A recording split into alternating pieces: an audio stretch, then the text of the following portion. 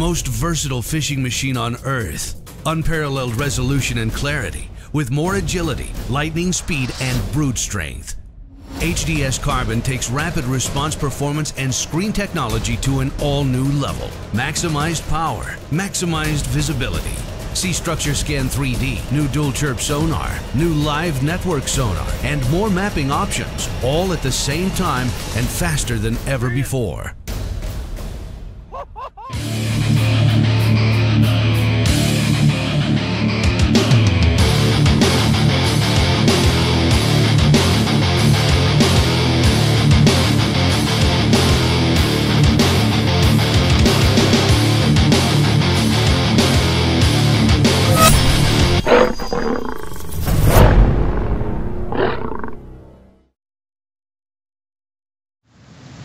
Good evening, everybody. Welcome once again to BTL Bass Talk Live, where we're going to talk bass fishing and anything else that we want to talk about. It is good to be back. A frivolous 2 weeks on the road by the Grasshopper. Matthew, as you look at a live Skype feed of him en route to South Dakota, I think he's actually in South Dakota. Is that right, Matt?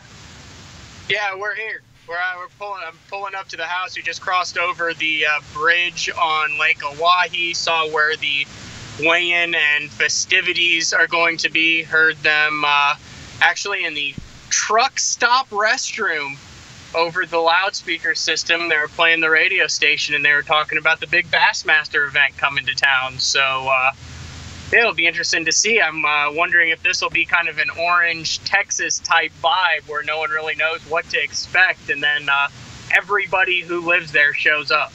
Well, let's be honest. It's the only thing going on in town. That's it. Nothing else going on. Hey, we were driving through towns in Minnesota where the population on the board said 39. Well, we have that in Oklahoma. We have that in every single state across the country. It's just you're out in the middle of nowhere now. Yeah, we are out in the middle of nowhere. We're pulling up right here, actually staying on the lake just below Oahe, Lake Sharp, which I guess a lot of the anglers have been fishing during the last several days because they have not had not been able to get on Oahe. And if you didn't go to Mount Rushmore, you didn't have much else to do. So that narrowed it down to about 20 people who didn't go to Mount Rushmore based on social media. But all right. Well, we have a lot to catch up on, obviously, with what went down at La Crosse last week. Ish Monroe getting it done. And I did a lot of homework, dude. I got a bunch of stats that I want to crank out at you. Okay. But a fantastic victory for Ish Monroe. And going into that, fantasy-wise, I'm just going to say it right now, I didn't have a clue. I went with all frog guys. I did have Ish, but a number of guys that I thought would catch him just didn't catch him. Yeah, it was very interesting to see kind of the breakdown. There were some guys, like Dean Rojas, who you would have expected to be in the top 12 considering how much a frog played and didn't. But then other guys like Bobby Lane came to the scales with 4 fish on day 2, Mark. Yeah. That's what I said. I mean, there was a number of guys that I thought would really perform well that just didn't make it happen. All right, who was on your list of those guys? Obviously, I had Bobby. I had Bobby. Yep. Edwin Evers. I did not have him. They were all frog guys. I think I had Rabanus. I don't know. They were all frog guys. But did you hear, speaking of Rabanus, did you see where he caught the Wisconsin state record mudfish, weighed it, beat the old record by like more than a pound, but he didn't want to mess with it, so he just threw it back. So if he would have weighed it in on an official scale at an official site, what would he have gotten? Let me ask the head conservation, Gene. Get it here for a second. What does he get? A cake? Hi, Gene. His job has probably not going to be easy for the last couple weeks when you can combine Sabine River in June with long runs and then a smallmouth tournament on a fishery where guys could be running 100 miles. In 90-degree weather. So yeah, it's going to be a real challenge, and our even bigger challenge this time is the whole invasive species thing that we've got to deal with. All the anglers have to clean, drain, and dry their boats, but we've got a special permit from South Dakota Fish and Wildlife to haul fish from the lake into Pierre, South Dakota for the weigh-in. But we've got to be very careful about getting rid of all the water and doing everything right so we don't cross any lines there. All right. All right, so let me ask him the question you brought him in for. Yeah. What? How do you work for? How do you certify a state record? Like, what's the easiest way to certify it? Like, if Fred Rambanus catches the state record mudfish out of Wisconsin, weighs it, realizes it's a pound more, but he's practicing or in the tournament, what's the easiest way to get it to where you could actually have it certified, best to your knowledge, to where it's not just, hey, I broke it, but you don't get a mudfish plaque or anything? Yeah, I don't know what Wisconsin's rules are, but most state records have to be weighed on certified scales like you find at a grocery store. So he'd have had to put it in the well. Something like that. He probably would have had to have kept it. Sometimes people, they could put them on ice. They don't necessarily have to be live.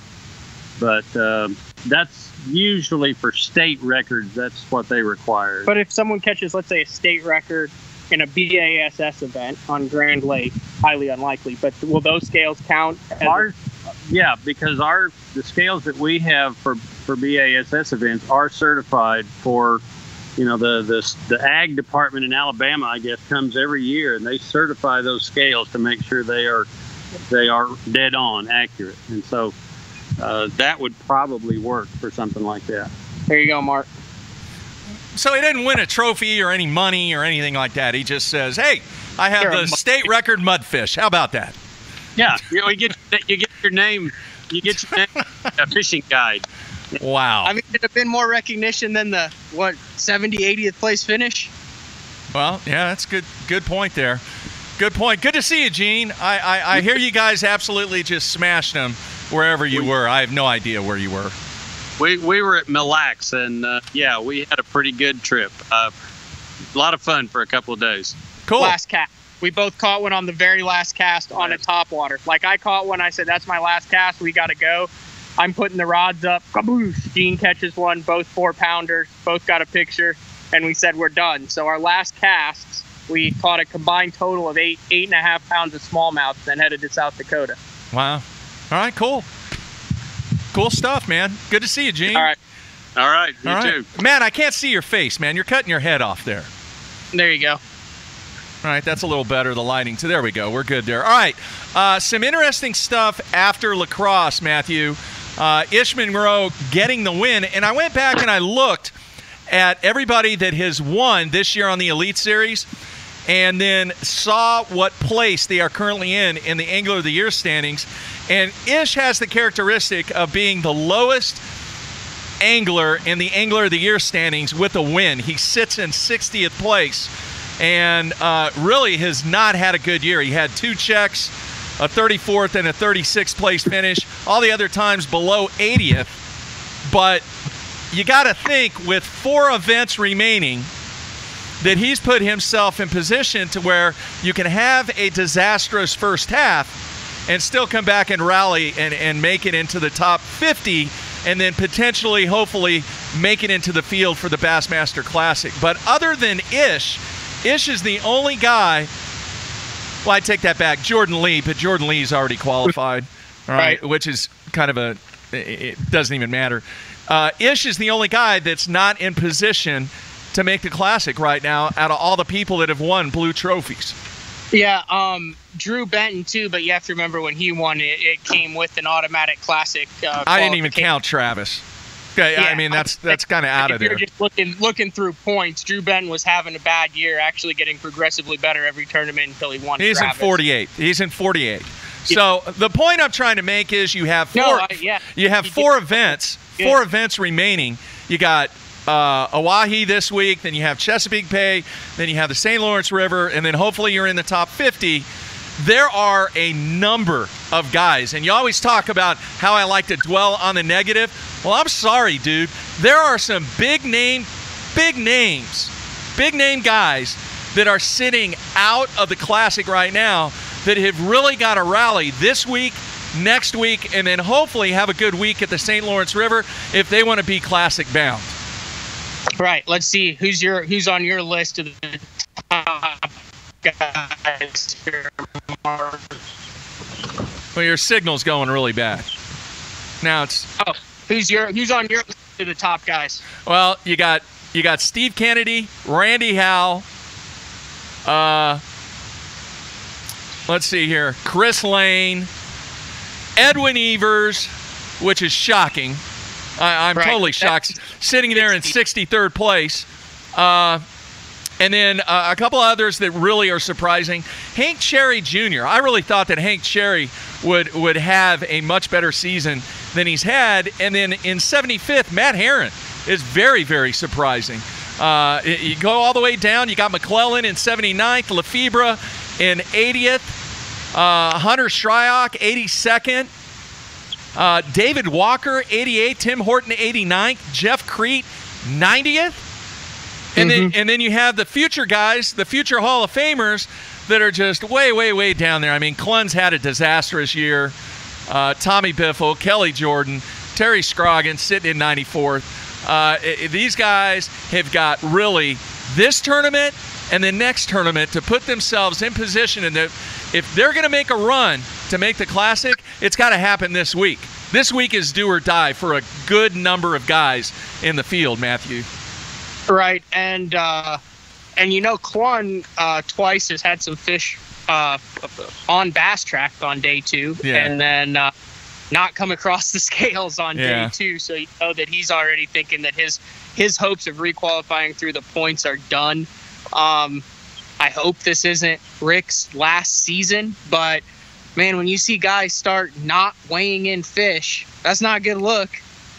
And then you remember what happened to Kelly Jordan at this last one. Actually got stuck in the lock with a decent limit at the Mississippi River and was starting from nothing, but he was on a fishery where everybody caught 10 pounds, so he couldn't make it up. Yeah. And, he's fighting to requalify too. So. Yep. All right. Now, I've talked about the negative. I'm going to dwell on the positive because I need to dwell on the positive. There are a couple of guys sitting in the top 20 that is most impressive. And I think the most impressive one is Gerald Spoor, sitting in 12th place. Who would have saw that coming? If you remember last year when I spent some time with Gerald, Mark, actually did about an 8-minute feature that I'm going to rerun on Bass Zone that kind of went through. It was called the Spoor Story, that talked about how he kind of got introduced into this bass fishing scene really recently, actually in 2011. One of his buddies introduced him, started fishing the Nation, kind of decided really quick that this is what he wanted to do. Had a background that allowed him, prior to the start of his first Elite Series season, to go over to Kuwait for a month or two, work for a chemical factory, and actually just bankroll a ton of money so he could fish kind of worry-free on the money that he gained there and saved. And his sponsor sold his house, lived in a rental property that he owned, and really kind of went about it the right way. I went down to Venice with him for 2 or 3 days last year, and have been on the water with him on Duck It On Tour. And honestly, I'm not surprised to see him doing well. When we shot the Duck It On Tour on Lake Champlain, you notice one of the things that he said in that was that he went to fisheries where he had a weakness and he spent a lot of time. And one of those was up north on those northern fisheries. So even though he's a Cajun, he's comfortable up north. He's put in the time, effort. He set himself up to be comfortable and to have success. And I think you're seeing a little bit of good fortune meeting that opportunity and that skill level, and he's taken off and is in the top 15 in the Angler of the Year as a result. All right, real quick, I want to apologize for the Skype feed that Matt has. I know it's terrible right now. The audio's not good. The video's not good. So here's what we're going to do. We're going to take a break. Okay. We are going to have the debut of the latest 20 Feet Deep on Monday, July 2nd. And in case you haven't seen the promo, you might have gotten a tease of it over on YouTube. I put the promo out there last night on YouTube. So I'm going to run the promo. Matt's going to hang up, try and get dialed in again with a good connection, and then we'll come back. We got all kinds of stuff to talk about. We got to talk about St. Clair. We got to talk about the remaining season, and then I have a couple of housekeeping items that I need to take care of. So let's go ahead and roll. Here is the promo. It's 1 minute, the promo for the next 20 Feet Deep Dancing with the Devil.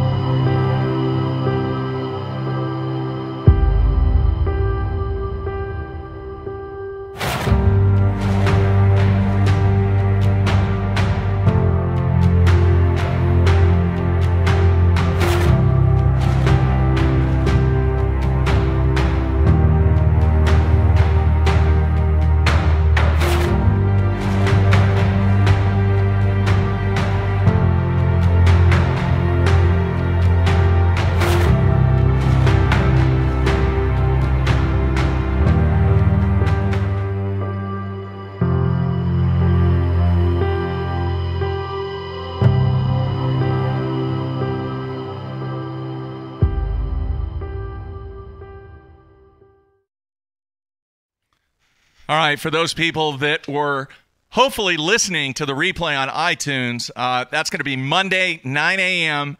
We're going to debut 20 Feet Deep, Dancing with the Devil, The Life of Bob at 9 a.m. Central Time. So hopefully everybody will check that out. And then obviously we're going to have the replay out there. It will be on YouTube, and it will be on the 20 Feet Deep section of Bassown.com. So we are waiting for the return of Matthew here. Let's see if we got him. Let's see here. His connection was horrible. And no, I still have no connection with him. So he's going to keep trying. I know they have good internet there because where they're staying at, Dave's already tried a bunch of stuff. So I know he was en route, and it's just a timing issue right now on getting his Skype feed. So let's see here. Let's try it now. And I think we might be able to go to him. Let me get this queued up here and see if it's better. All right, you there, Matt? Yep. Is that better? Much better. Much better. All right.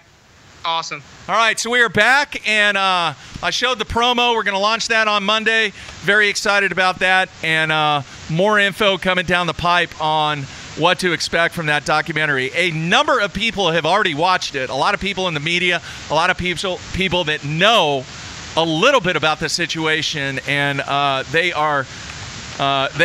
have some pretty interesting comments about the entire hour and 25 minutes. So we will get to that on Monday. All right, back to business. We've been kind of breaking down the Angler of the Year standings, and you kind of gave a scenario or a situation that took place when you did a story on Gerald Spohr. But man, the dude's sitting in 12th place in the Angler of the Year standings. I don't care what kind of story that you did. I never would have thought that he'd be sitting in the position that he's in with 4 events remaining in the season. Yeah, you know what's interesting is you've had 3 events where frog and shallow water and flipping played a very crucial role in the tournament. You go back to Kentucky Lake, we were talking about the flooding conditions, heavy cover and flipping. Then you go to the Sabine, the same thing, heavy cover, frog fishing, flipping. And then you go to Wisconsin, where there were floodwaters and stuff, and heavy cover flipping and frogging. So I think you're seeing a lot of guys who have been able to fish their strengths this year, having a great year. Brent Chapman in the lead right now in the Angler of the Year standings, has a 36-point lead over Bradley Roy. You know, the dude's got 1 title in his trophy case already. Kind of surprised, but I don't think that Brent gets the vast majority of the ultimate respect from a lot of people. Even when he won Angler of the Year, we've talked about it on this show, Matthew, the dude had issues, had some difficulties even landing sponsorships after he won Angler of the Year. Yeah, it would be really impressive. He's one of the few guys who could say that he was a 2-time Angler of the Year. Yeah. And the way that he is doing it right now is slow and steady.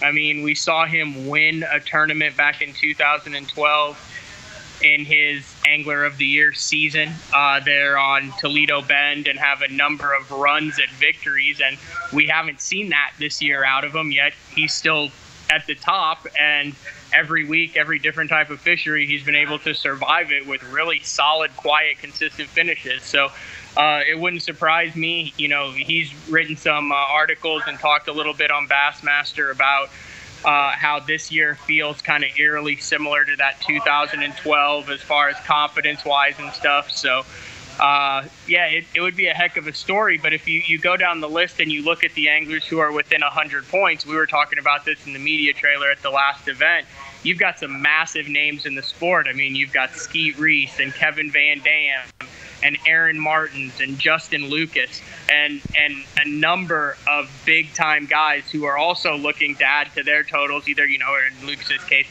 get a title, an Angler of the Year title, or add multiple titles as it is with Skeet and Aaron. Hey, didn't Wheeler finish dead last? I forgot to look at the Sabine due to his DQ. Is that right? I don't know if he finished dead last. I believe he finished like 103rd, tied for 103rd. Okay, but it was triple digit though. Yeah. That tells you right there what kind of season that he's having. He's currently in 19th place with a triple-digit finish at the Sabine River because he got on top of a sandbar and got stuck and had to get out, and everybody knows the story on that. Self-reported. Yeah. A couple other people I want to mention in the top 20. Chris Zaldain having a great year so far, man. Yeah, I kind of thought that he would have a good year this year, coming back after an uncharacteristic year. Same with Justin Lucas. I mean, you're talking about young, talented guys with a good skill set going to fisheries. Both Lucas and Zaldain, you know, you're talking about the California Delta and then the clear deep water stuff, which kind of sets up for how this year went with the frogging and flipping, and then kind of transition. You start out with Martin with the finesse fishing, headed here, St. Lawrence River later. So two guys who I think just had uncharacteristic years at that point of their career where they're established and they're looking to make Angler of the Year runs. But yeah, Chris has come back with a vengeance, obviously doing things a little bit different, relying on that big swim bait. You look at some of the highlights of his bigger fish catches, he seems to be doing what he loves to do, what he's comfortable with, what he's good at, which is catching fish on a drop shot, catching fish on a swim bait. Our good friend Frank in Michigan pointed out on the instant feedback, Ott Defo has 13 finishes, actually top 14. He has a 13th, a 13th, and a 14th. Yeah, Mercer was making fun of him on stage too. Yeah. Have you seen his new show? No, I have not. It's pretty cool, man. He does a really, really good job with it. There's a lot of cinematography in there, some very catchy scenes and video underwater, on top of the water, fish jumping. But he's done a really, really good job with that show. The Hunt for Monster Bass, I think is what it's called. Is that what it's called? Yeah, I think so. Hey, if you do the math, I mean, yeah, he's probably was going to jump up and gain some more points and stuff. But there's also a chance that he has saved money by not finishing higher marks because if that's a good point. 12 in each one of those. Yeah. I mean, he gets what, an extra $500. You talk about the extra travel time, complete tank of gas. You might have to get a new license, new baits, all that. I mean, he might be saving money by getting out of town a day earlier. No, that's a great point. All right, let's move on. Let's talk a little bit about, I know you haven't been there that long, but I have talked to a number of the guys already, and we had Jamie Freilich on prior to your departure to La Crosse, and he said this is not the right time of the year to be fishing that lake. Guys are not hitting it when the best season or the best conditions are there. The other thing is, and a lot of people may not know this unless they've perused social media, there was a massive storm that blew through there last night. And there are certain areas in this vast, huge body of water that are totally different as a result of that storm today than they were yesterday. Now, obviously, it's not 7 feet of rising water like what these guys had to go through last week. But you got a lot of clear water areas that were there that are no longer clear. And it's going to be really interesting with the lack of knowledge and the lack of experience that the field has. But this is not shaping up to be, according to the people that I so far.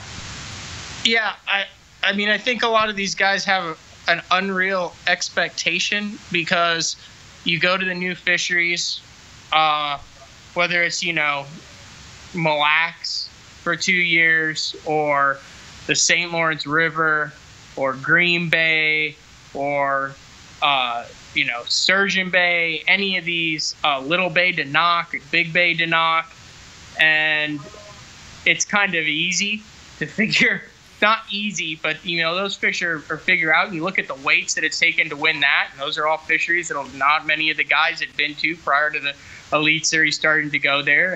And didn't really have trouble catching fish. But until you start kind of researching this body of water and realizing how big it is, it's super intimidating. Like, I know I talked to a lot of guys, I'd say 4 or 5, who came up in pre-practice, and they didn't know whether the pre-practice was going to help them or not. But they said, man, I'm glad I came up here, because if I hadn't, this place would have been so intimidating, because there's no way I would have been able to wrap my head around how much water there is to fish here in the 2.5 practice days. So at least when I come back, even if I didn't find anything in the week that I spent practicing, I know what I'm getting myself into. And there's a lot of guys who didn't come in pre-practice who, if you look at their social media and talking to a couple of them, are vastly impressed at how big this fishery is. Yeah. It's amazing you haven't heard more about it. Maybe that's just because we're not in the walleye circles. But it's amazing that you haven't heard, more about it on a national level based on the size, and I guess the size of the fish that do live in here. But there's a lot of area for them to roam. And if they're suspending or they're post-spawn and hard to catch, I mean, guys are going to find them and going to catch them, especially now. They're going to be grouped up somewhere. But the problem is, where? Yeah, and where they may have found them is going to change. Yeah, I'm looking right out where we're staying, which is like a backwater canal. I mean, it is chocolate milk colored mud. Yeah. And I know from talking to Dave that it was clear, fishable water yesterday. Yeah. We'll see what happens. All right. Brian in Philadelphia wants to know, and I can't recall, has there ever been an event that was primarily a smallmouth event where the winner surpassed the century mark? No, the closest to that would have been... was it Coda? Coda Kiriyama. Yeah. On Lake Erie out of Buffalo. I think he got above 90. Yeah. But, you're talking 4 days of 25-pound smallmouth. I think Brandon Polinick hit 88, 89 when he won out of the St. Lawrence River. I think Kevin was over 80. I still expect this event to take over 80 pounds to win. Yeah. But I think there's going to be some guys who really struggle here. Yeah. It's going to be dominated by the brown fish. I mean, yeah, 100%. Yeah. Frank in Michigan said, is this thing going to be dominated by brown fish? Yes, absolutely. 100%. I mean, there's always guys who, I don't even really know what the population of largemouth is in Oahe. I haven't heard anything about it. Yeah. I'm sure they exist. Yeah. And what Jamie said prior to the show, it's going to be thoroughly dominated by the brown fish. The other thing is that the wind blows there. It is a large body of water, and it gets rough. It is supposed to blow. I was talking to Gene, and he had heard of one angler who had to move. I don't know if it was out on social media at all, because he booked a house on the opposite side of the lake, and the only way to get there was to drive. It was an hour and a half to the boat ramp. So I had to find a different place, to move to. That's how big this place is. Yeah, that's not good. Not good at all. All right, let's do this. Let's take a break, come back, talk a little FLW. Their final event of the season is coming up on St. Clair, and we'll get your take on that. I know you've had an opportunity to talk to a few guys about what's going on at St. Clair, so we'll touch on that, and then we'll wrap up on some other stuff. Do what? What'd you say? The brownfish tournament. They're going to catch them like big time. Big time. Oh, yeah. All right, stay tuned. We'll be right back.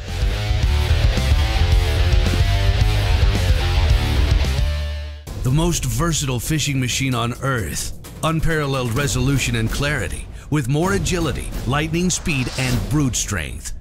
HDS Carbon takes rapid response performance and screen technology to an all-new level. Maximized power, maximized visibility.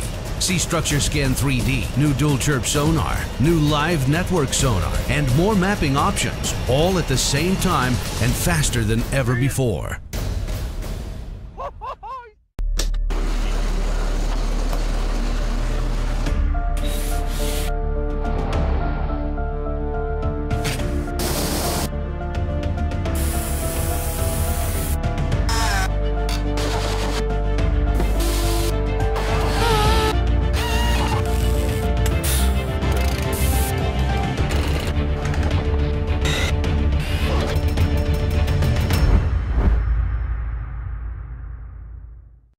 Pros depend on hydraulic jack plates to get the best out of their boats. Do what they do. Demand Atlas performance. Atlas gets you from the bottom to the top in less than 8 seconds, even with the big 4-strokes. And when you gotta turn right around and get that heavy load back up in rough water, Atlas's innovative design and American-made components will get you there with confidence. I'm at Depot. Just look for yourself. There's an Atlas jack plate on just about every professional's boat. The Atlas hydraulic jack plate. You can depend on it. My rods look different because they are different. Every rod is built by the pros and for the pros. When you pick up a white Duckett fishing rod, you're getting a cutting-edge rod, one that's truly pro-driven with the actions you need for every bait category you fish. I put my name on it. It's my promise to build you a great rod you can count on. Duckett Fishing, Micro Magic, Macro Magic, or White Ice. Try them. They work. When you are on the water, you need performance you can count on. Lowrance has been proving it for more than 60 years. Just ask our pros. HDS Carbon is the choice of champions.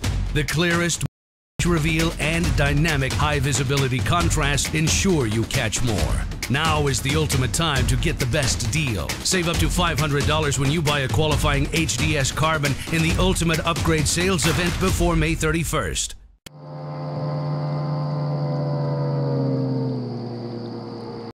Series Pro. Man, I am so excited to be joining the AFCO Pro staff. They got some really cool, innovative products to help you have a more enjoyable, comfortable day while you're out there on the water. Really stylish, great functional clothing. You're gonna love it.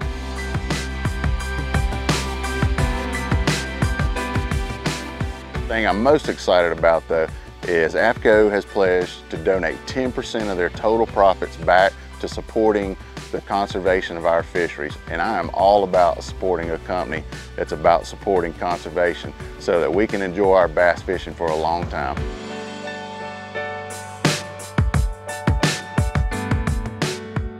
Check us out, AFCO.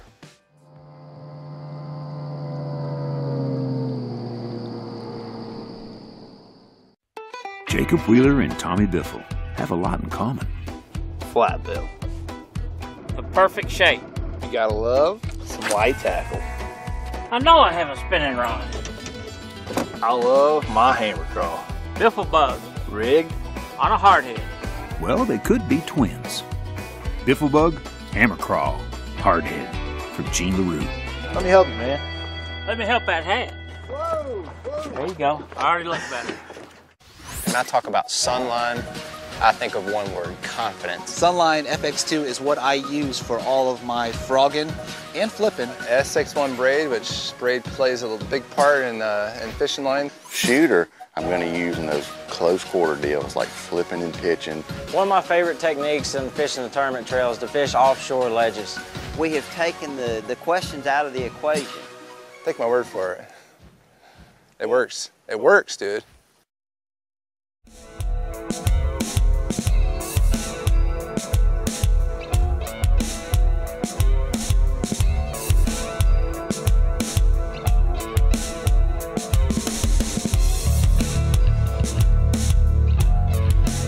right, we are back on a Wednesday evening. BTL, it's been a while.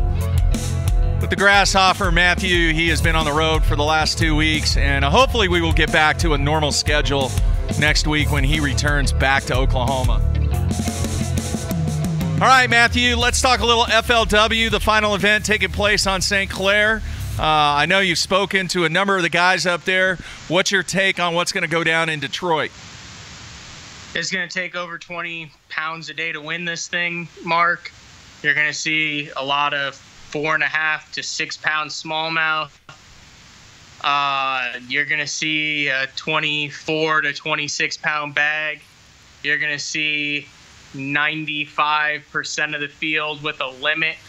You're probably going to see it take over 15 pounds a day to get a check. It's the same St. Clair. There's nothing different. Nothing. No. Remember, some years St. Clair has not been the jam. And, Chris Lane's won out of Huron. We've seen guys run to Erie and win in the past. But right now, St. Clair's on an uptick. There's a big cycle of big fish in St. Clair. Remember when the Elite Series was there last time, not a lot of the other stuff played, but St. Clair played. And they're going out of St. Clair right there. Huron is actually off limits for those guys. I'm sure some of the guys will go to Erie. I know there's a handful of individuals who like to make that run to Erie. But that river, the Detroit River, is just a nightmare to run. I mean, that's where Aaron had the Angler of the Year already won. I mean, we ended up winning it, but he had the tournament won, and then he ripped the motor off the back of his boat. Yeah. So, not good. Yeah. So, you got Mark Rose right now. He's got a 64-point lead over Scott Martin, who was my pick for the Angler of the Year over on FLW. Mark has kind of a checkered history on the Detroit River, Lake St. Clair, that type of thing. I think he averages about a 70th place finish. Scott Martin has done his homework there. If you follow his channel, he was up there before it went off limits. He's had a good practice, and he's going to catch him. If history is any indication, Scott is not going to let Mark Rose just win this thing with 150th place finish. Yeah. The only way that Mark Rose can guarantee it is if he finishes 64th or better. He's got it. Doesn't matter if Scott Martin wins or not. Yeah. All right. So a number of guys, though, they got to have a good event. And this thing's going to be ounces to qualify for the Cup. Yeah, Andy Morgan got off to such a bad start earlier in the year. Came back. It looks like he's solidly in. I was talking with Jeff Sprague, who just did the one-on-one with James Watson, and Jeff was talking. I said, I think he's in like 33rd points in the Angler of the Year list, but with so many guys in it, and then you look at the points gap. I mean, there's some big points gaps between that 40th and that 30th spot. So just a decent tournament, and then he's locked in. Outside chance for Brian Thrift, for Chris Johnson to win the Angler of the Year. Chris Johnson's going to catch him here. Brian Thrift has a bone to pick, lost the Angler of the Year in 2008 when him and Andy Morgan virtually finished dead last, gave the title to David Dudley. But it looks like it's going to be a Mark Rose here, but a 64th place finish when you're talking about ounces and everybody's catching them. I mean, that could just be a pound and a half difference between 40th and 80th mark. So nothing given. Yep. All right. Should be very entertaining this week. Once again, we've talked about it multiple times on this show. It is unfortunate that you have both events taking place at the same time, but at the same time, it is a feast of smallmouth this week. One place in South Dakota, the other one in Detroit, Michigan, so everybody can enjoy a double dose of smallmouth this week. Hey, I thought of you, dude. Did you hear about that dude, Blake, who had his truck stolen? Oh, yeah, been there, done that, man. Totally stripped. Been there, done that. Relate because you had it stolen from your office at UPS, 20 years ago? Yeah, truck and boat. And then some dude a day later walks up into my office and said, man, where were you going so fast yesterday? He said, you pulled out of here with your boat going 100 miles an hour. Where were you going? He had no idea. Yeah. No idea. It sucks. I mean, that sounded like a professional job. Yeah. It is Detroit, though. I mean, let's be real here. No, let's be real. That's why we stay in Sterling Heights every time we go to Detroit to cover an Elite Series event there, isn't it? Mark? Yeah, it is Detroit. So worth the extra $40. Yep. All right, should be a very, very entertaining week for all the fans across the nation, both on Bassmaster Live and on FLW Live. You're going to see a ton of fish catches, and probably there was some discussion. This may be the most truest Elite Series event from a purist standpoint that has ever been conducted because of the off limits and the no information and everything else that takes place, and having not been on the Missouri River before. Absolutely. I would say 100%. Outside of the fact that I think it fishes kind of more like a specialty event, you know, a smallmouth event. Yeah. I mean, which is a bass event and it is Bassmaster, but you know what I'm saying? I mean, the only way it could be more is if there was more of a, I guess, diverse tactics that came into play. Hey, watch Biffle figure something out and bring in 22 pounds of largemouth. Hey, it wouldn't surprise me. I mean, we've seen what happened. John Murray have done on Lake St. Clair and on the St. Lawrence River. And Oneida. Remember that? The first time we went to Oneida?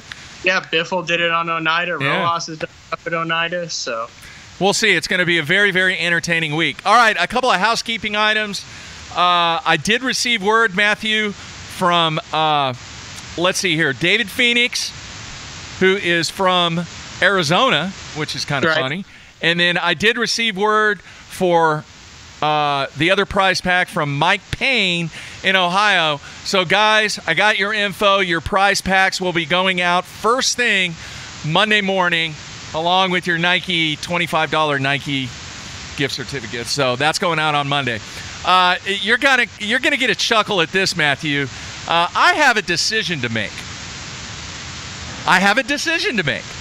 And fortunately, I have some time to make this decision. Not a lot of time. I got a couple of weeks, but I have been asked to teach 2 classes, one being a personal finance class and the other one a economics class for the 2018-2019 academic year. Now, I know you're chuckling, but maybe, just maybe, I might be able to help some kids out from a financial standpoint and from an understanding of what the economy is going through, because it's obvious that some people I've been around don't have a freaking clue. So maybe I don't know what I'm talking about. What is the transfer policy at those schools? What is the what? The transfer policy. What do you mean? Kids are not going to leave, dude. They are going to listen and learn. I don't know if I would feel comfortable sending my kids to a school where you're teaching a quarter of their day. It's not. It's just 2 classes, dude. It's 2 classes. That's a quarter of their day. I mean, how many schools actually offer in Oklahoma? There are not very many schools that actually offer an economics class. So I've got to make a decision. I don't know what I'm going to do. Principal, we had basketball camp this week, and he asked me, he said, hey, man, he goes, how would you like to teach a personal finance and an economics class? Do you have your teaching certificate? Oh, yeah. Still? Yeah. Yeah. So we'll see. I don't know. Could be fun. Could be a disaster, too. I'm just absolutely thrilling. That sounds like the most fun I've had all week. What's that? The personal finance class. Dude, you would be economic. What was it? No, you would be amazed how many people don't even know how to open up a bank account. I had a kid, from a fun standpoint. Oh, I would make it fun, dude. I'm not going to sit there and come in with a 3-piece suit. Do what? You just said that could be fun, and I was like, no, I wouldn't. I wouldn't know if I'd take it that far as fun, but it could be interesting. Oh, I will make it fun. Believe me. We're not going to break out the Monopoly board and try and explain the economics of purchasing Park Place. Okay, we're not going to do that. Jeez, but I will make it fun. It will not be a boring class if I choose to make that decision. Anyway, so kids are excited. Some guys even said on the team at the camp this week, they're like, you're going to be teaching, Coach? I go, yeah, dude. you need to get in. If I do it, you need to get in. It'll be an easy, easy class. And you know what else? You're actually going to learn something. Is basketball starting already? Well, June is the only month during the summer that you can actually work out your kids. Then it's a closed window. And then you can't work them out officially until October 1st. So it's kind of like bass season in Minnesota. Yeah, there's an off limits. While they're spawning. There's an off limits. Good point. All right, dude. Sounds like you had a great time up in Wisconsin. A lot of business to take care of, not only by you, but the guys on the water. They got to make some stuff happen, both over on the FLW side and on the Elite Series side. Yeah. And you start sucking now on the Elite Series, and you're not going to the Classic. No. And you have 4 days, make or break an FLW to make the Forest Wood Cup in August. So. Yeah. It's getting down to, I mean, obviously it's like baseball. You got 160 games, and a win in what do they say? A win in August is the same as a win in September. Yep. But, man, you get down to September and you start looking at those wins a lot more, and you're going to see guys who are making decisions based on this will get me 5, 10, 15 more points, as opposed to, screw it, I'll go for the win. I got 8 tournaments to make it up. All right. Do you have plans to go on the water this week? Yes. That's going to be cool stuff. Can't wait to see it, man. Can't wait to see some of the stuff. Well, it's supposed to blow this week, too, then. Yeah. Stay close. Be safe. All right, everybody. North Dakota's off limits. I just learned. Drive to North Dakota. It's like 108 miles. All right, very cool. All right, everybody. I want to thank everybody for taking part on the instant feedback. We will be back, hopefully, on our regular schedule when Matt gets back from South Dakota and get guys lined up. And then we are moving onward to the FLW Cup and then the final 3 events to take place on the Elite Series. So, Matt, be safe. Don't forget, 9 a.m. Central Time, Monday, the debut of our latest 20 Feet Deep, Dancing with the Devil, The Life of Bob. So, everybody check that out. Matthew, be careful, and we will talk to you next week. Be safe. Thanks, dude. All right.